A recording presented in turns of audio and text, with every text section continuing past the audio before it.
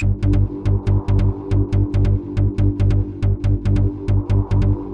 was at this moment he knew. He fucked up. uko ayifata kose n'ubundi ntacyo uri bunkorewe gakorwe mu nda n'inyabutongo wantuze gakorwe n'impiri mu nda wandaye kararuhinga cyangwa urarumanitse mu mugozi wanshinze ko kimwe se ko ndicinze wowe uzi ko utari inshinze amatwi ariko se ubuzima twakiwe ngo tubiroye tukambirinda nitwe dutumye nyirukankana nta nubwo nazakwishyura uta izo kiwinge ebyiri se uzinyweye utari wanyishyura wumva ufite ubwenge buzima shaho umuntu muzima n'umwe ibintu akazishyuranya ukishyura nyuma ari uko uhaze nta soni nureba nabi ngenda gukuramo niyo myenda wambaye nyijyana uzagaruke kwitwara uko wanyishyura waba unkoreye ukankura hisi rujipe n'ikariso n'ubundi byose byarandambiranye ntacyo bimariye yewe kumbi n'ikariso wambaye uziko natwe ari akarivaje gashya kasotse kumbi ngo ni igikariso n'igisurujipe erega n'ubundi nawe bivuze kureba fiyo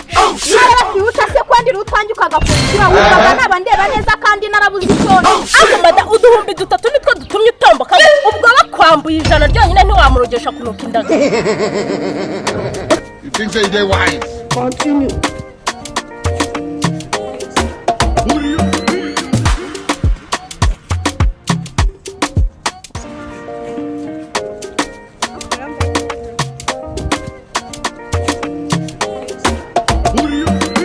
usibye wese watwaye uduhumbi dutatu twonyine narangiza nka kwihanganira ugira ngo ari ibihumbi 100 sinamurogesha igitsina ku gahanga ndakwishyura igitsina ku gahanga mana yanjye ugomba kunyishyura nyine ubundi se warutwega amanyuzi yuko ari utwawe ugomba kunyishyura nta wanyambura ngo agire amahoro umva mubwire korotiri yari nakunywereye inzoga ariko tuganire dukwiye cyane rwose aho ubivuze neza nizere ko tugiye kuganira neza ariko ibihumbi byanjye bitatu ugomba kubiguha byo nabiguha ahubwo ko nayo nsazwe ndi umurokore kutambajije ikintu cyatumye nk'inzoga cyane rwose byantunguye pe ko nzi ko uri umurokore ntindakubwiye ngo unywe inzoga ariko kubera ko narindi muri business nanjye naziguhaye pe cyane rwose nari mfite umukunzi bita Omar twawure mu idini rya kirokore ariko ibintu yankoreye nagahoma mu gahoga umukunzi witwa Omar si wowe wahiye gukoza ibi reka sha ahubwo wowe unkundiye wareka nkitahira nkajya kuruhuka ibya Omar tukabireka ibyo biceri nkazabikuzanira koresha nabwo nabyemera ugomba kuvana umaye dutwa twanjye ndabizi arakosha ariko reka ngucomoke wawe ariko akanakumiro koko ubu dutwa twanjye uranzura gucika aha reka nigende n'ubundi ubuntu bwanjye nibwo buzankoraho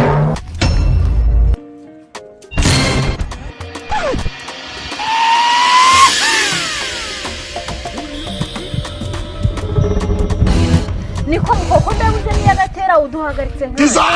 ariko madame aretse kubwira n'aba bahisi n'abagenzi ntago ureba yuko yari umukobwa mwiza cyane rwose bizane ariko madame ko numva ufite umushiho ubundi urabona nagutwara umugabo abakobwa nkamwe twarababonyesha sibye no gutwara umugabo n'inzoka mwayitwara yego kumana yawe iko madame ujye umfuhira bigeza nanjye ndagusize wakiretse se tukicomokanira n'ubundi ko nanjye Omar yananye cyane rwose uhazwa n'umugabo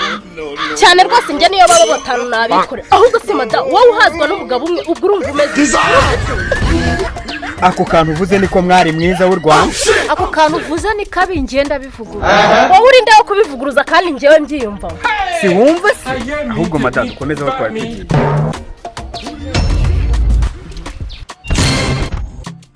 wigira imbere gato usange ntari bireka nigira imbere uziko niba ugiye ibyangombwa by'urugendo ubwo ndavuga irangamuntu uretse gato yaba ugenda gato ndaje ndaguha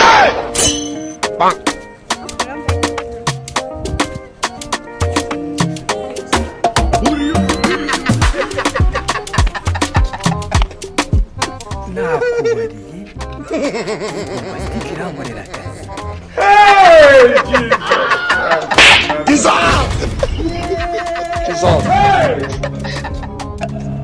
ayo ndacishaho gato uzigara cya kigabo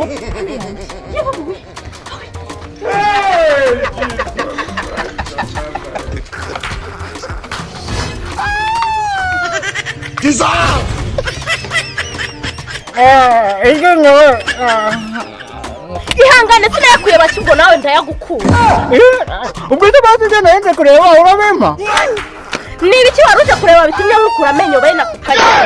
nta kindi rwose gitumye n'umugore wanjye atari umupuri nakubonanye. uwo mukuri washakaga si umugore wawe ntawagira. Ariko se wowe ntubona umugore wanjye yanywa bombasitike nk'ingese ngo uwo mupuri nkubone neza. iyakire nanjye nikundira akakingo sinkunda bombasitike. Aha jyana nzaba ubu se ndabwira umugore wanjye ko amenyo yavanyemo n'iki mbazi imbwa kabisa reka nanigende.